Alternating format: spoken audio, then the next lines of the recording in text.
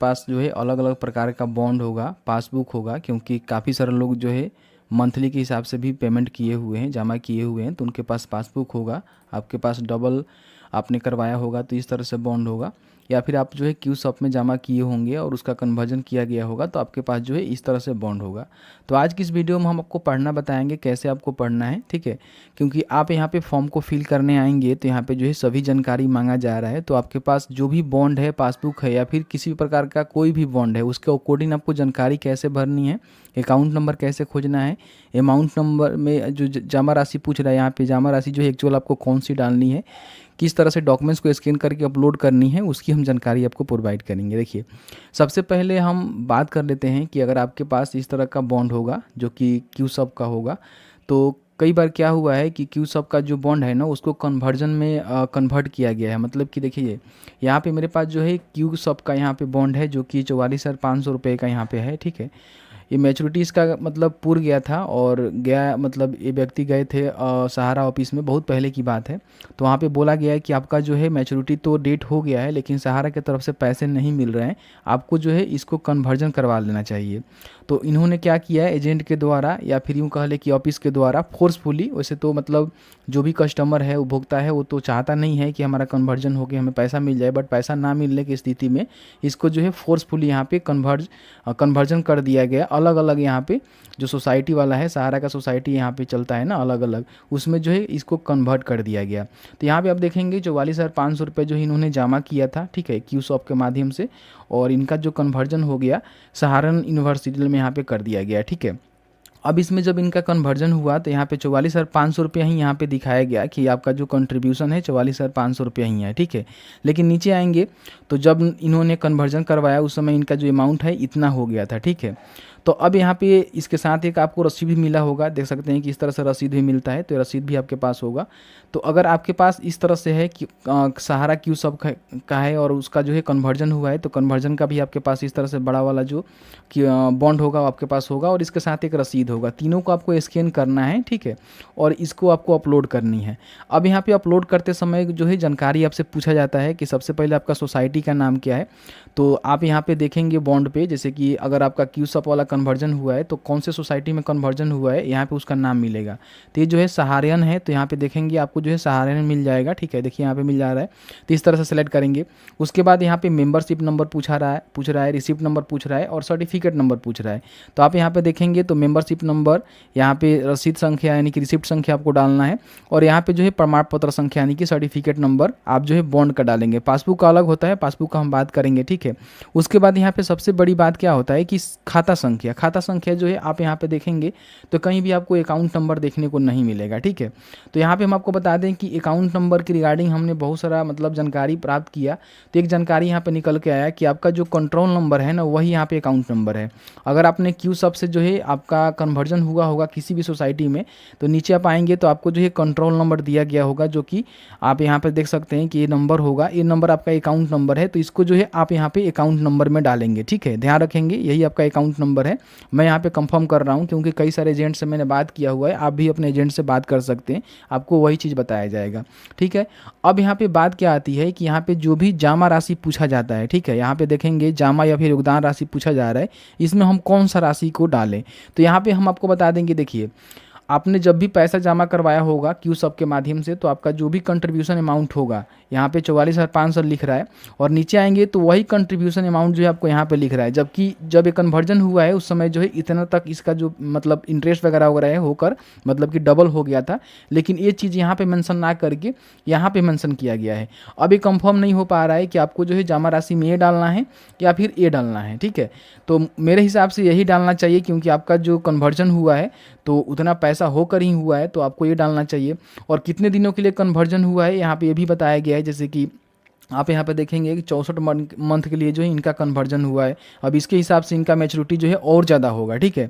और कब हुआ है, 28/2/2019 को हुआ है, डेट भी आपको यहाँ पे मिल जाएगा। फिर यहाँ भी आप डेट देख सकते हैं क्योंकि यहाँ पे जो है डेट भी पूछता है, ठीक है। और यहाँ पे आप में से काफ़ी सारे लोग ये भी कहते हैं ना कि हमारा मैच्योरिटी नहीं पूरा हुआ है तो क्या हम फॉर्म को फिल कर सकते हैं। बिल्कुल भाई फिल कर सकते हैं, कोई भी प्रॉब्लम नहीं है। अगर आपने 22 मार्च 2022 से पहले खाता खुलवाया हुआ है, मतलब कि पैसा जमा किया हुआ सहारा में, तो आप जो यहाँ पे अपना क्लेम के लिए आवेदन कर सकते हैं। तो यहाँ पे मैंने आपको बता दिया कि अकाउंट नंबर कहाँ रहता है, किस तरह से आप इसको फाइंड करेंगे। और आपके पास अगर क्यूसब का है और उसका जो है कन्वर्जन यहाँ पे नहीं हुआ है तो आपके सामने जो है इसी तरह से होगा, तो इसका भी आप आवेदन नहीं कर सकते हैं क्योंकि क्यूसब वाला जो है यहाँ पे आवेदन नहीं हो रहा है। अगर आपने कन्वर्जन करवा लिया है तो उसका आप आवेदन यहाँ पे कर सकते हैं। अब इसमें आपको स्कैन क्या करना होगा, अगर आपका कन्वर्जन हुआ है तो क्यूसब का जो पहला वाला है उसको स्कैन करना है, इसको स्कैन करना है और उसके बाद ये वाला आपको स्कैन करके आपको सिबिल वगैरह स्कैन करके आपको अपलोड करनी होगी। तो मैंने आपको जो है पहला जानकारी यहाँ पे प्रोवाइड करवा दिया कि अगर आपके पास क्यूसब वाला है और उसको कन्वर्ट किया गया है, मतलब कन्वर्जन किया गया है, तो उसके हिसाब से किस तरह से जानकारी निकालेंगे, कितना आपको अमाउंट डालना है। एक बार जो है यहाँ पे मुझे डाउट हो रहा है कि ये अमाउंट डालना है या फिर ये अमाउंट डालना है, दो अमाउंट यहाँ पे शो कराया जा रहा है। तो एक बार जो है आप थोड़ा सा वेट कर ले, इसका जब अधिसूचना आता है जिसमें क्लियर करके बता दिया जाएगा कि कौन सा अकाउंट नंबर डालना है, उसको ही आपको डालना है।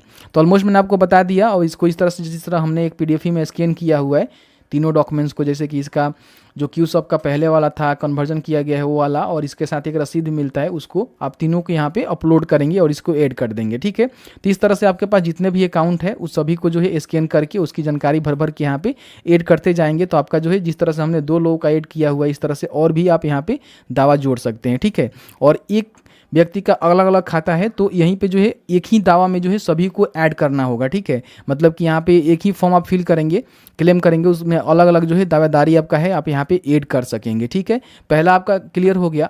अब यहाँ पे दूसरा जो होगा, मान लीजिए आपने गोल्डन डबल के तहत जो है पैसे को जमा किया हुआ है, तो आपके सामने जो है कुछ इस तरह से देख सकते हैं कि बॉन्ड होगा। अब यहाँ पे देखेंगे तो ऑलमोस्ट आपको सारा जानकारी मिल जाएगा कि कौन से सोसाइटी के अंदर ये पैसा जमा हुआ है। जैसे कि हमारा इंडिया सोसाइटी के अंदर जमा हुआ है, यहाँ पे आप आएंगे तो आपको मिल जाएगा। ठीक है, हमारा India credit cooperative society limited, तो यहाँ पे कंफर्म हो गया। अब यहाँ पे इसमें भी आप देखेंगे तो receipt number, certificate number, membership number, ठीक है, ये जानकारी आपको यहाँ पे देखने को मिल जाएगा। जैसे कि मेंबरशिप नंबर, रिसिप्ट नंबर और यहाँ पे प्रमाण पत्र नंबर ही आपका सर्टिफिकेट नंबर होता है, तो आप यहाँ पे डाल सकते हैं। ठीक है, अब यहाँ पे खाता नंबर पूछा जा रहा है, तो इसमें जो आप देखेंगे ना तो साफ साफ जो है आपको अकाउंट नंबर ही दर्शा दिया गया है। ठीक है, आप यहाँ पे देखेंगे तो आपका जो है अकाउंट नंबर यहाँ पे दे दिया गया है। और एक बात ध्यान रखिएगा, 1599 से, जैसे कि हमारा जो ब्रांच है ना उसका 1599 से यहाँ पे अकाउंट नंबर से स्टार्टिंग होता है।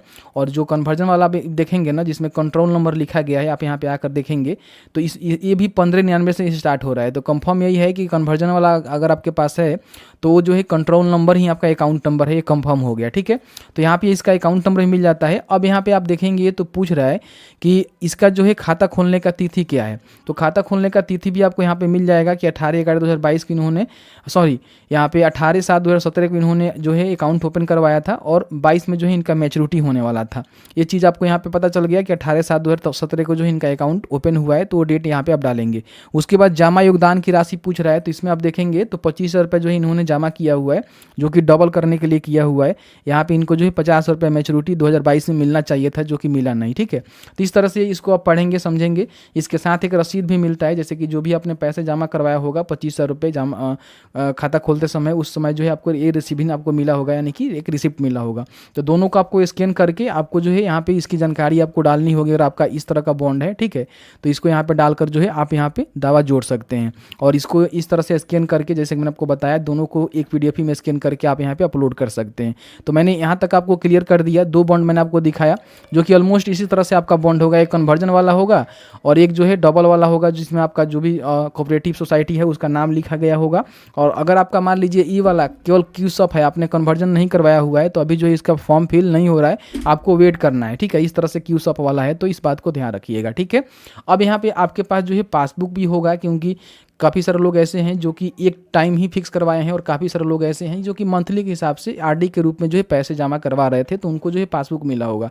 तो पासबुक जो है देखने में कुछ इस तरह से मिलेगा, जिसमें आपका नाम, आपका डेट ऑफ बर्थ, कितने साल के आप हैं, उसके साथ साथ आपका एड्रेस क्या है। ठीक है, सभी चीज़ आपको यहाँ पर देखने को मिलेगा। ठीक है, नीचे आएंगे तो इसमें भी आपको पासबुक में आपका अकाउंट नंबर, अकाउंट ओपनिंग का डेट यहाँ पे मिल जाएगा, यहाँ पे मेंबरशिप नंबर आपको मिल जाएगा, डेट ऑफ मैच्योरिटी मिल जाएगा, कितनी अवधि के आपने जमा करवाया हुआ है उसकी भी जानकारी यहाँ पे मिल जाएगी, ठीक है।